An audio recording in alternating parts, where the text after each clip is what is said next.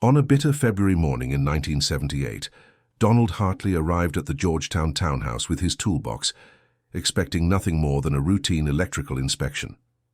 The elegant brick building on 34th Street Northwest housed what appeared to be a quiet academic, a mathematics professor who spoke with a slight Eastern European accent and kept to himself. Hartley had rewired hundreds of homes in Washington, D.C.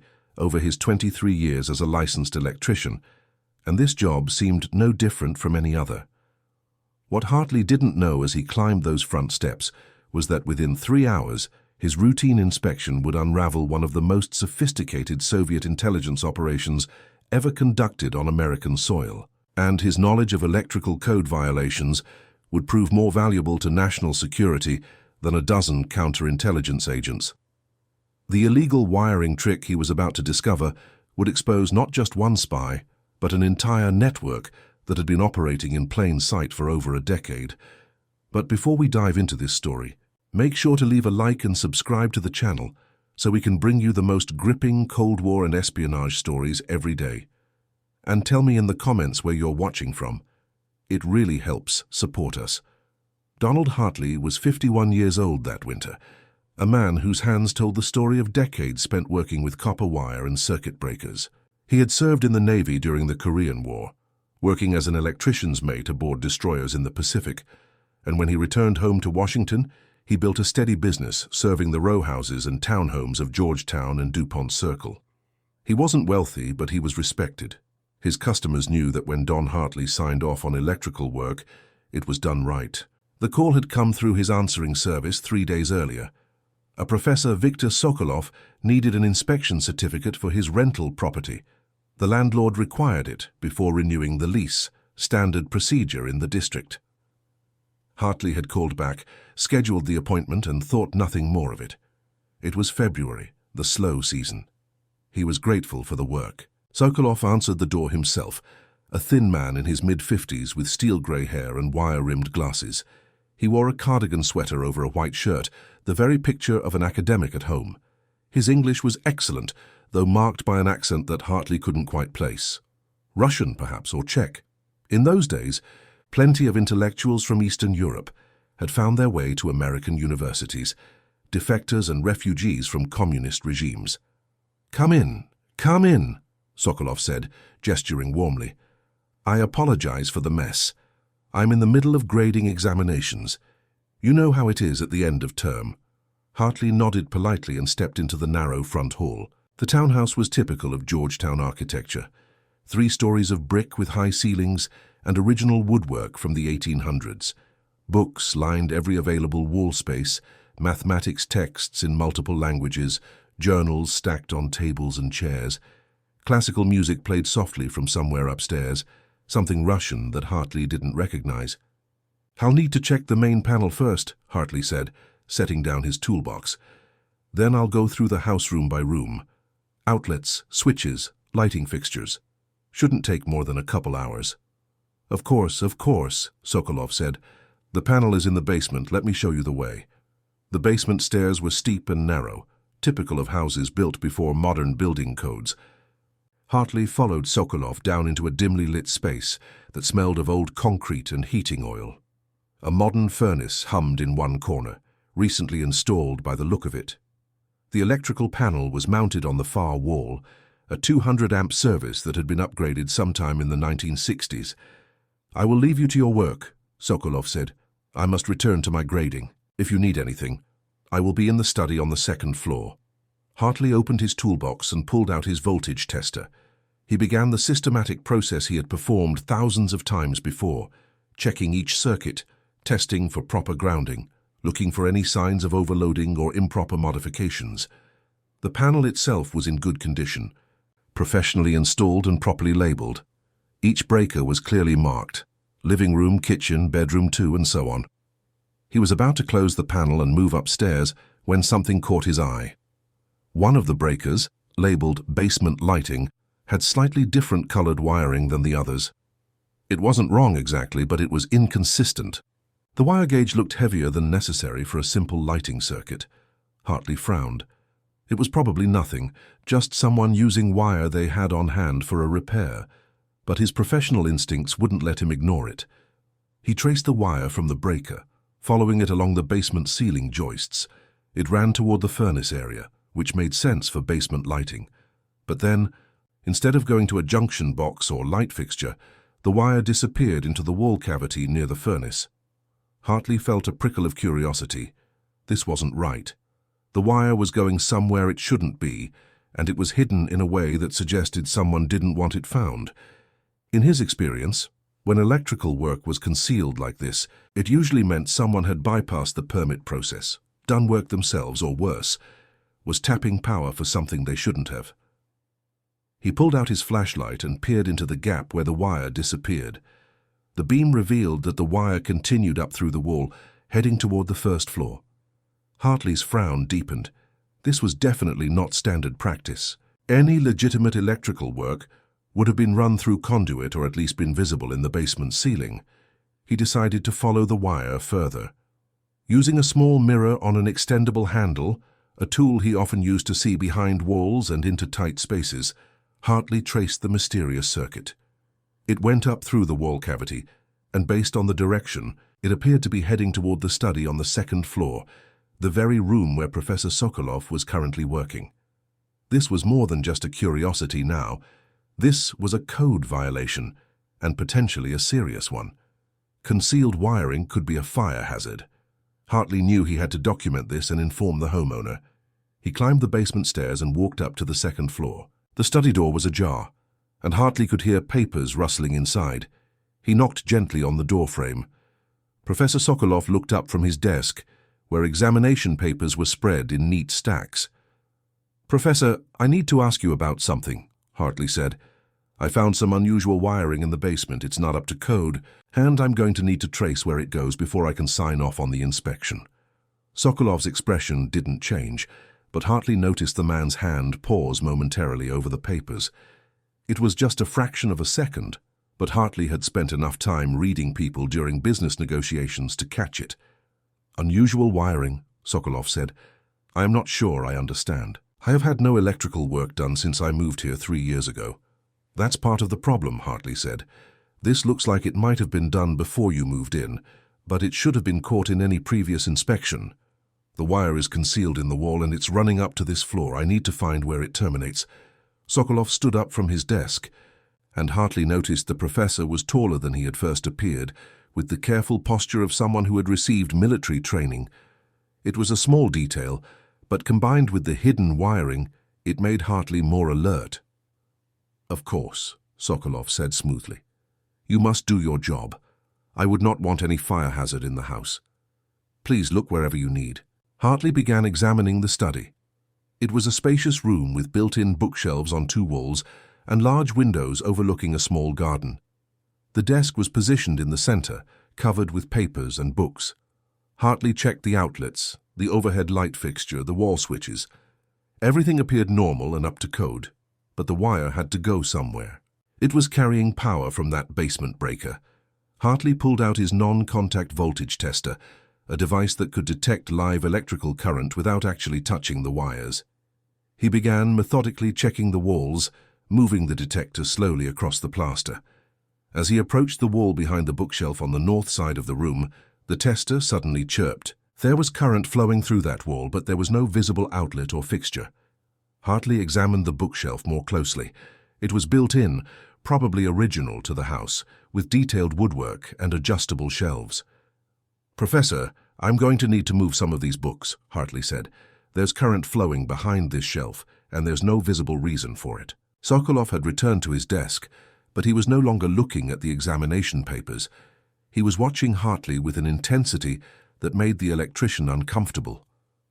"Of course," Sokolov said quietly. "Do what you must." Hartley began removing books from the middle shelves, stacking them carefully on the floor. Behind the books, the back panel of the shelf looked solid, but when Hartley pressed on it gently, he felt something give slightly.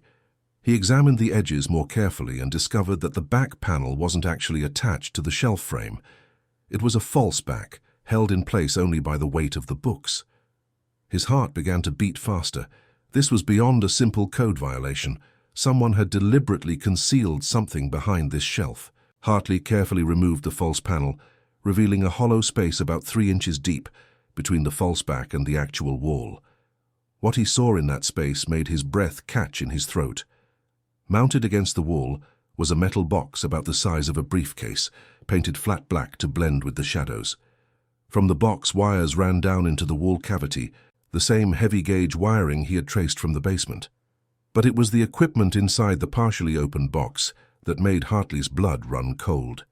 Even with his limited knowledge of electronics beyond basic electrical work, he recognized a tape recorder, multiple reels slowly turning. Next to it was a radio transmitter with indicator lights glowing softly in the dimness. And most tellingly, there were cables running up through the ceiling, heading toward what Hartley presumed were antennas in the attic. He stood there for a long moment, his mind racing. The concealed power source, the hidden equipment, the radio transmitter, Professor Sokolov's reaction. Hartley had lived through the Cold War, had read the newspapers, had heard the stories of Soviet spies operating in Washington. He wasn't a paranoid man, but the evidence in front of him was impossible to ignore. He turned slowly to face Sokolov. The professor was standing now, no longer pretending to grade papers. In his hand was a small pistol, held steadily, but not aimed directly at Hartley. The mask of academic amiability had fallen away, replaced by something harder and more calculating. "Mr. Hartley," Sokolov said, his accent somehow more pronounced now, "I find myself in a difficult position. You understand what you have found, yes?" Hartley's mouth was dry. He nodded slowly, his mind desperately searching for a way out of the situation. "I understand," he said carefully. "You seem like a practical man," Sokolov continued, "a businessman. Perhaps we can come to an arrangement. I can pay you very well to forget what you have seen here today. More money than you would make in several years of your electrical work." Hartley forced himself to think. He was trapped in a second-floor room with a man who was almost certainly a Soviet spy, a man who had a gun and every reason to ensure Hartley's silence. The smart thing, the survivable thing, would be to agree, to take whatever money was offered and leave. He could always call the FBI later once he was safe, but Donald Hartley was a man who had served his country, who had taken an oath to defend it against all enemies, foreign and domestic. That oath had never expired, and he knew that if he left now without doing something, Sokolov would disappear within hours, taking whatever intelligence he had gathered and vanishing into the Soviet diplomatic apparatus. "How much?" Hartley heard himself say. "Buying time." $50,000, Sokolov said. "In cash. I can have it for you within 2 hours." Hartley pretended to consider this, nodding slowly. "That's a lot of money," he said. "But how do I know you won't just kill me once you've cleaned this place out?" "Because dead Americans draw investigations," Sokolov said calmly. "Especially dead Americans who were working in the home of a foreign national. I do not need that kind of attention. It is much simpler if you simply forget what you saw. You finish your inspection, you find nothing wrong, and you leave. In a few days I will contact you with the money." Hartley took a slow breath. "Can I think about it?" he asked. "This is a big decision." "Of course," Sokolov said, though his grip on the pistol never wavered. "But please think quickly. I have a class to teach this afternoon, and we must resolve this matter." Hartley turned back to the hidden equipment, pretending to examine it more closely while his mind raced. He knew the FBI had field offices all over Washington. He knew that counterintelligence was a major priority. But he was stuck in this house with an armed spy, and his toolbox was all the way down in the basement. Then his eye caught on something he had missed before. Attached to the side of the tape recorder was a small label, the kind made by a handheld label maker. It read, "Unit 7, Network Peregrine. Unit 7, Network Peregrine." The words burned themselves into Hartley's memory. This wasn't just one spy. This was part of something bigger, an organized network with its own designation and multiple units. "I need to use your bathroom," Hartley said suddenly. Sokolov frowned. "That is not necessary. Make your decision." "I'm 51 years old," Hartley said with forced casualness. "When I need to use the bathroom, I need to use it. Unless you want me to have an accident on your floor, you'll let me go." For a long moment, Sokolov stared at him. Then he gestured with the pistol toward the door. "Down the hall. Second door on the left. You have 2 minutes, and leave the door open." Hartley walked slowly down the hallway, his mind desperate for a plan. The bathroom was small and tiled. with a window that looked out over the back garden. The window was old, the kind with a sash lock. He closed the door most of the way, despite Sokolov's instruction, and immediately went to the window. "Hartley!" Sokolov's voice came sharply from the study. "I said leave the door open." "Just a moment," Hartley called back. He fumbled with the sash lock, his hands shaking. The lock was painted shut, decades of layers making it stiff. He heard footsteps in the hallway. With a sharp twist, the lock broke free. Hartley shoved the window up, the old frame protesting with a loud squeak. The window only opened about 18 inches, but it was enough. Cold February air rushed in. "Stop!" Sokolov's voice was right outside the door now. Hartley stuck his head out the window and began shouting at the top of his lungs. "Help! Call the police! This man is armed! I need help!" The back gardens of Georgetown row houses were interconnected, with low fences that neighbors often crossed to share gardening tools or conversation. Hartley could see a woman in the neighboring yard, hanging laundry despite the cold. She looked up, startled. "Call the police!" Hartley shouted again. "Armed man, emergency!" The bathroom door slammed open and Sokolov grabbed Hartley's shoulder, yanking him back from the window.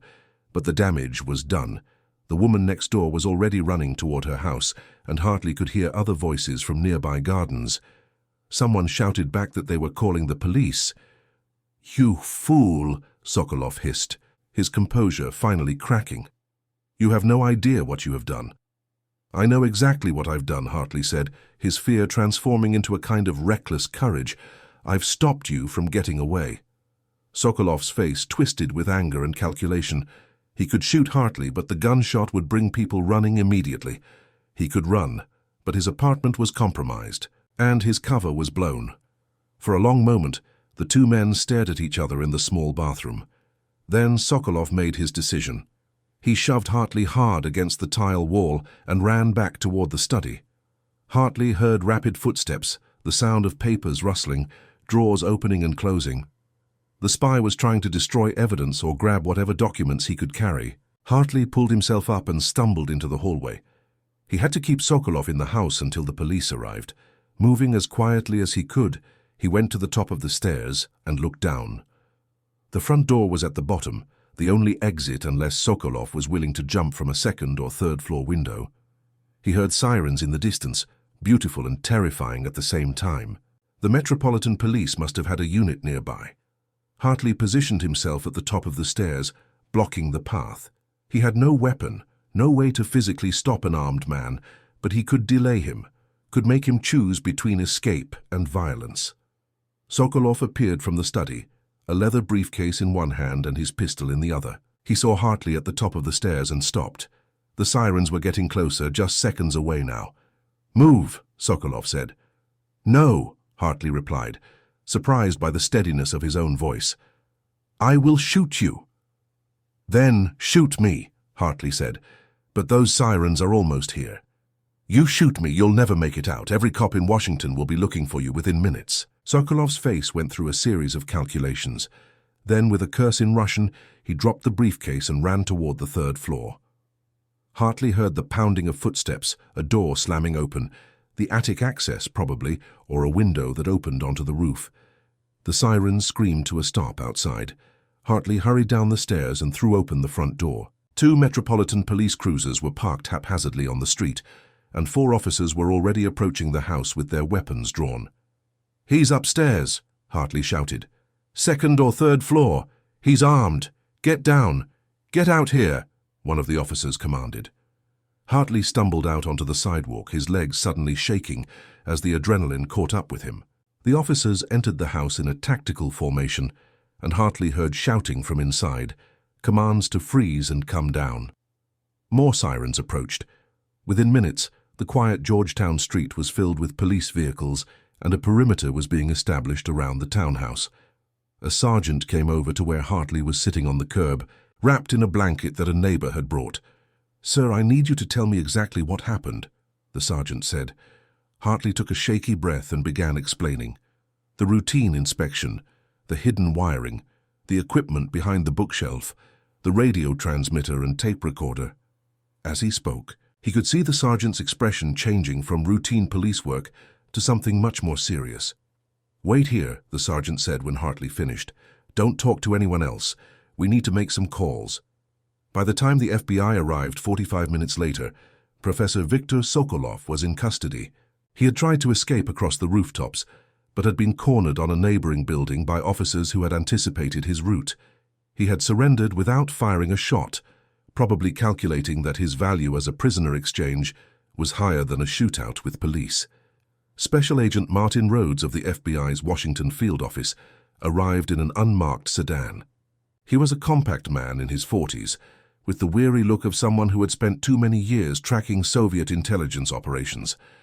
He listened to Hartley's story with increasing interest, taking detailed notes. "This equipment you found," Rhodes said when Hartley finished. "You said there was a label. Unit 7, Network Peregrine?" "That's right," Hartley confirmed. "Does that mean something to you?" Rhodes exchanged glances with his partner, Special Agent Karen Chen. "It might," Rhodes said carefully. "We've been tracking what we believed was a Soviet intelligence network operating in the Washington area, but we've never been able to confirm its existence or identify any of its members. If Sokolov is part of this network, you may have just cracked open one of the most significant espionage cases in recent years." Over the next several hours, as Federal Bureau of Investigation technicians processed the townhouse, the scale of the operation became clear. The equipment Hartley had found was a sophisticated listening post, capable of intercepting and recording communications, then transmitting burst transmissions to a Soviet collection facility. The tapes in the recorder contained hours of conversations, many of them from government officials who lived or worked in the Georgetown area. The technical team that arrived from the Federal Bureau of Investigation headquarters carefully dismantled the hidden installation, documenting every component. The sophistication of the setup was remarkable. The concealed power circuit that had caught Hartley's attention was just one element of a carefully engineered system designed to operate indefinitely without detection. The radio transmitter used frequency hopping techniques that made tracking difficult. The tape recorder was voice-activated, conserving both tape and power. The technicians discovered microphones embedded in walls of 3 different rooms. One was in Sokolov's bedroom for telephone conversations. Another was in the living room where guests would sit. The third was in the study, hidden inside a ventilation grate. The microphones connected to recording equipment through wires running inside wall cavities, invisible without the careful examination Hartley had performed. The system had been installed with professional expertise, probably by a Soviet technical team before Sokolov moved in. But more importantly, Sokolov's briefcase, which he had dropped in his attempt to escape, contained a treasure trove of intelligence. Inside were code books, contact protocols, and most critically, a list of dead drop locations and meeting schedules. The Federal Bureau of Investigation was able to use this information to roll up 6 more members of Network Peregrine over the next 3 months, all of them operating under deep cover in Washington. The code books were particularly valuable. They revealed a substitution cipher system that the Soviets had been using for low-level communications, messages that were passed through dead drops or brief meetings. Cryptanalysts at the National Security Agency were able to break the system within days, and then they began reviewing months of intercepted communications that had previously been indecipherable. The decoded messages revealed patterns of activity, meeting locations, and the identities of several previously unknown intelligence officers operating under diplomatic cover. The contact protocols showed how Network Peregrine maintained operational security.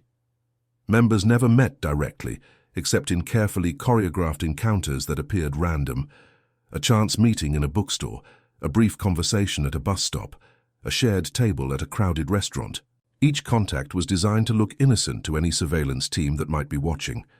The protocols also revealed backup communication methods, emergency procedures, and extraction plans in case the network was compromised. The dead drop locations were mapped across Washington. Some were in public parks, others in commercial buildings, a few in residential neighborhoods. Each location had been chosen for accessibility and lack of surveillance coverage. The Federal Bureau of Investigation placed surveillance teams on all of them, watching for anyone who might approach to retrieve or deposit materials. Over the next 6 weeks, they identified 4 more members of the network through these surveillance operations.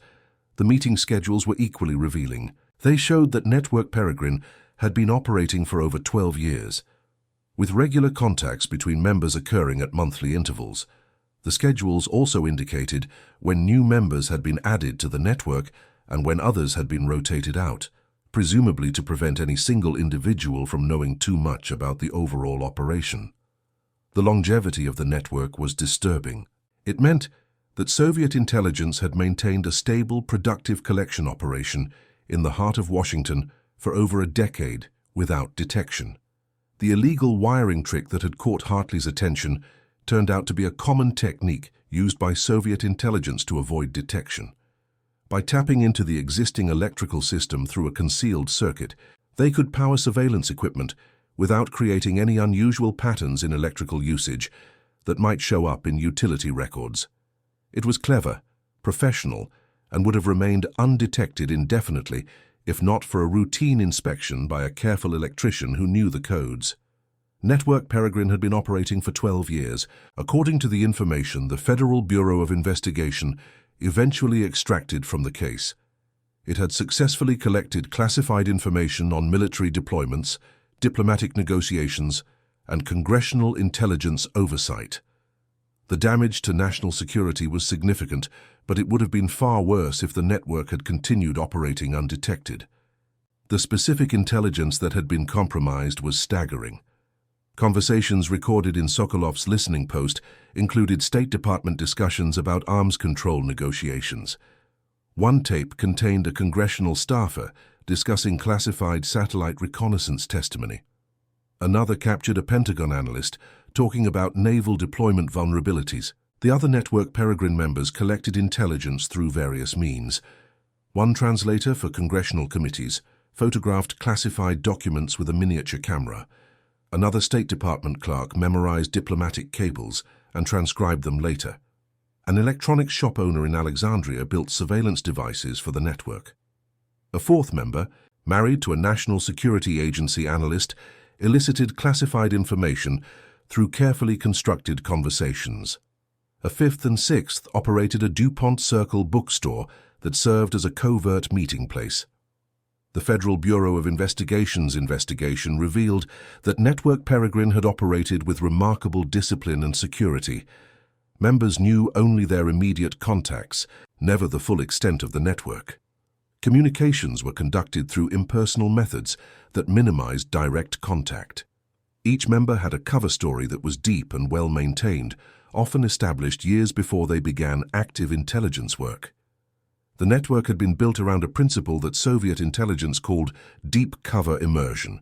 Members weren't just pretending to be Americans or legal residents. They had actually built real lives, with real jobs, real relationships, and real connections to their communities. Sokolov genuinely was a mathematics professor, with a doctorate from Moscow State University, and published papers in legitimate academic journals. His teaching was real. His research was real. The espionage was a parallel activity, carefully compartmented from his public life. This approach made detection extraordinarily difficult. Traditional counterintelligence techniques focused on identifying intelligence officers operating under diplomatic cover or on catching agents through surveillance of known Soviet intelligence facilities. But Network Peregrine members lived ordinary lives in ordinary neighborhoods with no obvious connection to Soviet diplomatic or trade missions. They met their handlers in neutral locations, often in third countries during legitimate travel. The communications equipment they used was sophisticated enough to avoid detection by routine electronic surveillance. The only vulnerability in the system, as it turned out, was the physical infrastructure required to support their operations. The listening post needed power, and that power had to come from somewhere. The decision to tap into the existing electrical system, while clever and difficult to detect through utility monitoring, created a physical artifact that could be discovered through inspection. And that's exactly what happened when Donald Hartley followed a wire that didn't belong. Donald Hartley became a key witness in the subsequent espionage trials. Viktor Sokolov, whose real name was Yuri Vladimirovich Kuznetsov, was convicted of espionage and sentenced to 40 years in federal prison. 3 years later, he was part of a prisoner exchange, swapped for an American student who had been arrested in Moscow on fabricated charges. Hartley's testimony was crucial in establishing how the listening post had been discovered. The prosecution needed to demonstrate that the evidence had been obtained legally without violating Sokolov's Fourth Amendment rights. Hartley explained in careful detail how he had been conducting a routine electrical inspection, how he had noticed the irregularity in the wiring, and how he had followed standard procedures to trace the circuit. His professional expertise and his methodical approach made it clear that he hadn't been searching for espionage equipment. He had simply been doing his job as an electrician, and the discovery of the surveillance equipment was an incidental consequence of that legitimate work. The defense attorneys tried to argue that Hartley had exceeded the scope of a normal electrical inspection, that he had been engaged in an unlawful search when he opened the false panel behind the bookshelf. But Hartley's testimony undermined that argument. He explained that when he detected live current behind the bookshelf, where there should have been none, he had a professional obligation to investigate. Concealed electrical wiring represented a fire hazard and a code violation. He wasn't searching for evidence of a crime. He was identifying a dangerous condition that could potentially burn down the house. The jury accepted this reasoning, as did the judge. Hartley's discovery was ruled admissible, and the evidence obtained from the listening post became the foundation of the prosecution's case. The tapes alone contained dozens of conversations that demonstrated Sokolov's intelligence-gathering activities. The radio transmitter and associated equipment proved that he had the means to transmit that intelligence to Soviet handlers. The code books and contact protocols from his briefcase showed his connection to a broader network. The trial lasted 6 weeks and attracted significant media attention. Hartley attended most of the proceedings, sitting in the gallery and watching as the case unfolded. He testified for 2 full days, patiently explaining technical details about electrical systems, building codes, and standard inspection procedures. He demonstrated his methodical approach, his attention to detail, and his unwillingness to overlook even minor irregularities. During cross-examination, the defense attorney tried to suggest that Hartley had been motivated by suspicion of Sokolov's foreign accent or Eastern European background, that he had been conducting a more invasive search than normal because of prejudice. Hartley calmly refuted this, pointing out that he had worked in hundreds of homes owned by immigrants from dozens of different countries. He had never discriminated based on national origin, and his professional reputation depended on treating all customers fairly and equally. The attorney pressed harder, suggesting that Hartley might have been working with the Federal Bureau of Investigation, that the electrical inspection might have been a pretext for a counterintelligence operation. Hartley's response was simple and devastating. He had never heard of Network Peregrine before that day. He had no connection to any intelligence agency. He was an electrician who had found a code violation and had followed it to its source. If the Federal Bureau of Investigation had suspected Sokolov, they would have obtained a warrant and conducted a proper search. They wouldn't have sent an electrician. The jury deliberated for less than 4 hours before returning a guilty verdict. Sokolov showed no emotion as the verdict was read. He had known from the moment of his capture that conviction was almost certain. The evidence was overwhelming, and the damage to American security was well documented. His only hope had been for a prisoner exchange, and that eventually came to pass. The other members of Network Peregrine received sentences ranging from 15 to 35 years. Most of them were eventually exchanged for American prisoners held in the Soviet Union or Eastern Bloc countries. One died in prison before any exchange could be arranged. Another served his full sentence and was deported upon release, returning to Russia in the late 1990s as an old man. Hartley testified at several of these trials, always providing the same careful, detailed account of his discovery. He became known to prosecutors and defense attorneys as an exceptionally credible witness, someone who couldn't be shaken or confused, who remembered every detail with perfect clarity, and who explained technical matters in ways that juries could understand. His testimony never varied, because he was simply telling the truth about what he had done and what he had found. The FBI wanted to keep Hartley's identity secret to protect him from possible retaliation, but word inevitably leaked to the press. For a few months, he was a minor celebrity, the electrician who caught a Soviet spy. He gave a few interviews, always downplaying his role, always emphasizing that he was just doing his job. But the attention made him uncomfortable. He was a private man who valued his anonymity and his routine. When the news cycle moved on to other stories, he was grateful. He went back to his work, inspecting electrical systems and fixing code violations across Washington. However, something had changed in him. He had always been careful in his work, but now he was meticulous to the point of obsession. Every wire, every circuit, every connection received his full attention. He would tell his apprentices that you never knew what you might find behind a wall, and that attention to detail could save more than just property. It could save lives, could protect the nation. The case had other consequences that rippled through the intelligence community. The FBI began working more closely with local building inspectors and electricians, training them to recognize signs of concealed surveillance equipment. The illegal wiring technique that Sokolov had used became a standard part of counterintelligence training. Electricians and contractors working in sensitive areas of Washington underwent security briefings on what to watch for. For years afterward, whenever Hartley encountered concealed wiring or unusual electrical modifications, his first call was to a special FBI number he had been given. Most of the time it was nothing, just a homeowner who had done work without a permit. But twice more during his career, he found equipment that didn't belong. Installations that suggested surveillance or intelligence collection.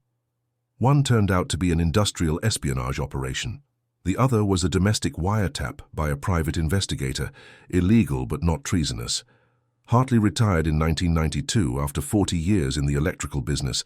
By then, the Cold War was effectively over. The Berlin Wall had fallen. The Soviet Union was collapsing. The great ideological struggle that had defined his entire adult life was ending not with a bang, but with a whimper. But he never forgot that February morning in 1978, when routine professional diligence had intersected with history. He kept a framed letter from the director of the FBI, thanking him for his service to his country. It hung in his workshop, next to his electrical license and his Navy discharge papers. His wife Martha asked him once, years later, if he had been scared. It was a quiet evening, and they were sitting on their porch watching the sun set over the Potomac. Terrified, Hartley admitted, "When I realized what I had found, and when Sokolov pulled that gun, I thought I might not make it out. But I also knew that if I didn't do something, he would disappear, and all the intelligence he had gathered would go back to Moscow. Americans might die because of information he had collected. I couldn't let that happen." Martha reached over and squeezed his hand.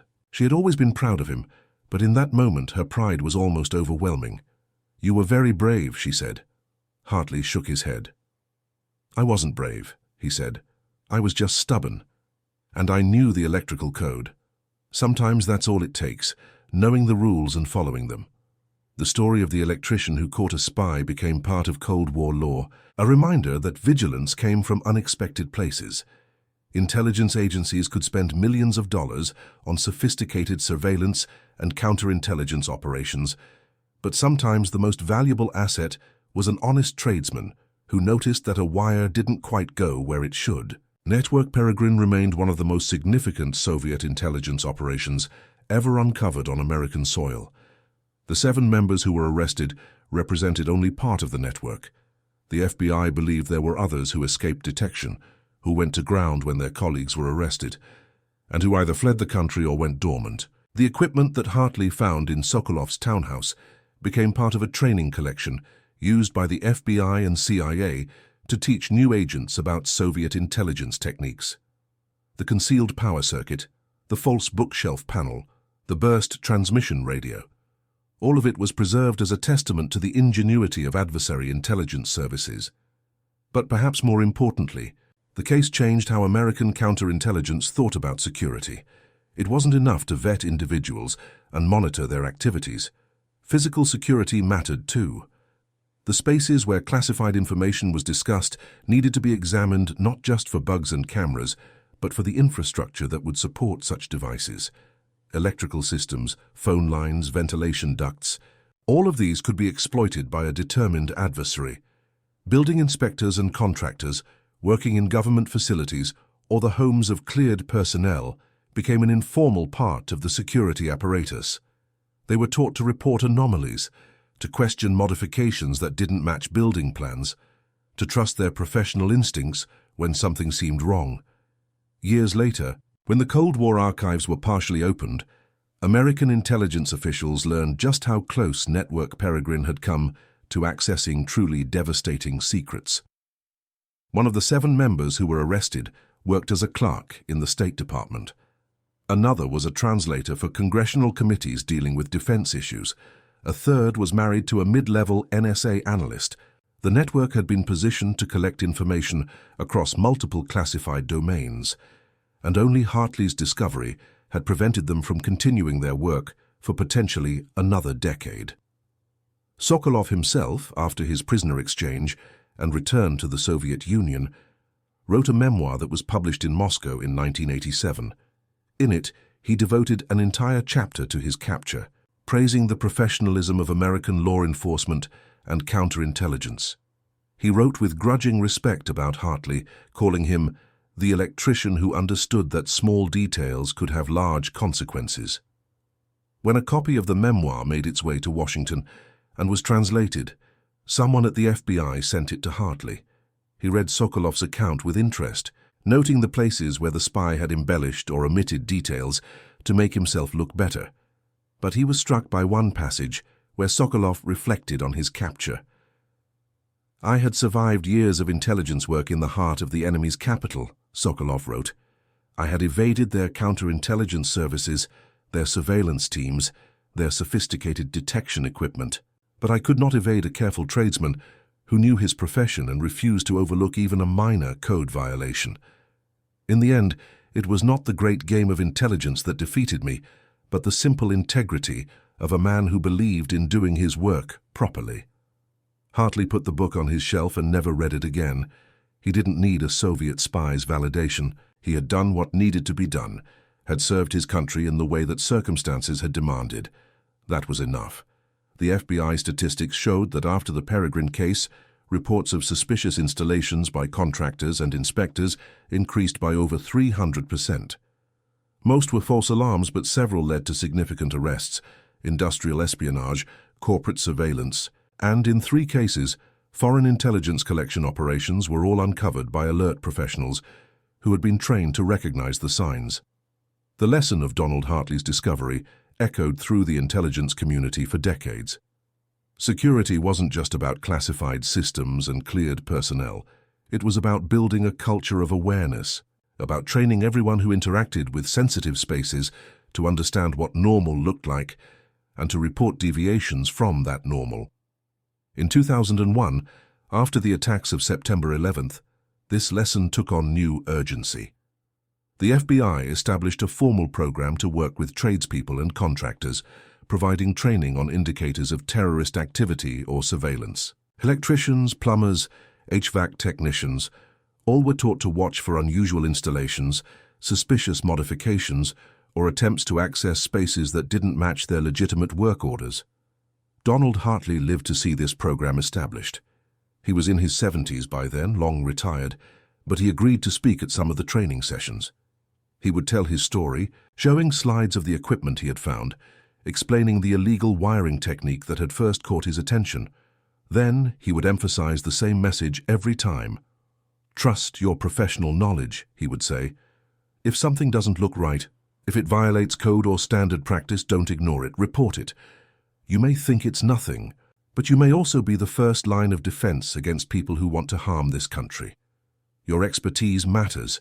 Your attention to detail matters." The audiences, often skeptical tradespeople who didn't think of themselves as part of national security, would leave with a different perspective. They had licenses and training and years of experience. That knowledge had value beyond just doing their jobs. It could protect people. It could serve a larger purpose. Hartley died in 2009 at the age of 82 of heart failure.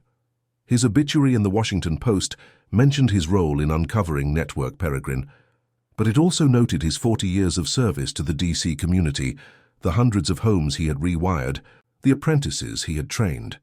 His funeral was attended by retired FBI agents, fellow electricians, and neighbors whose homes he had worked in over the decades.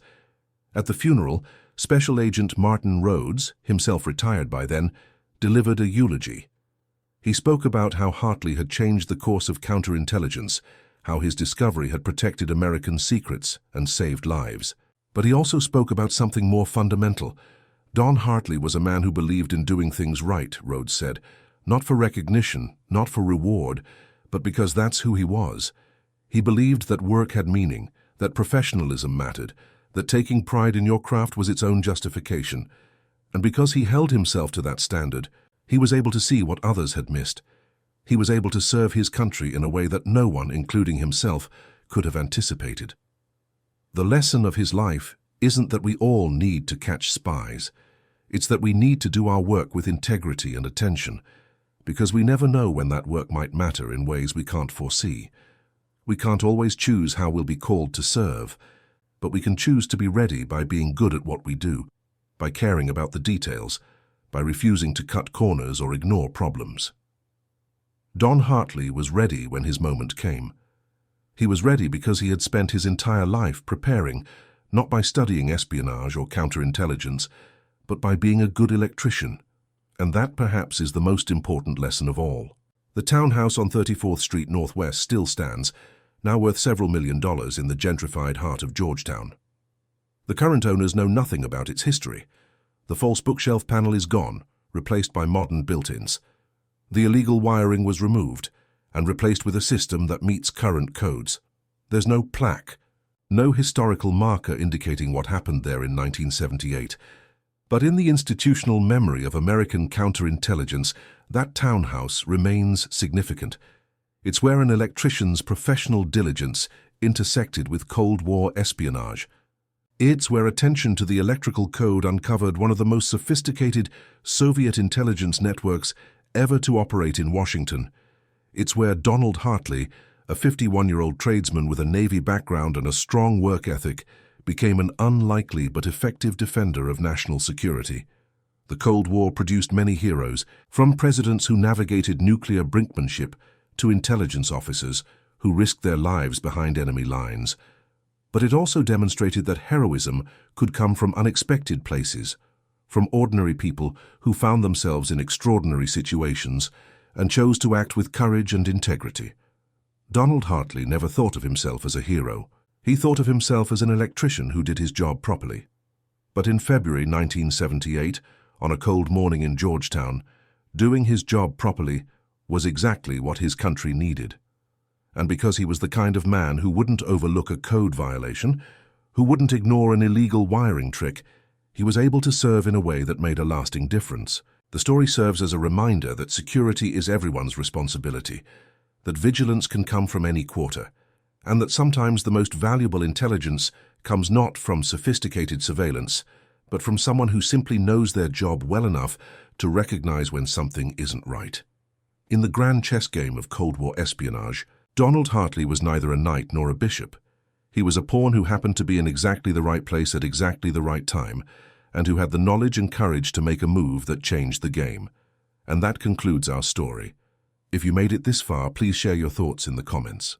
Don't forget to subscribe for more incredible stories and check out the video on screen. I'm sure you'll enjoy it. See you next time.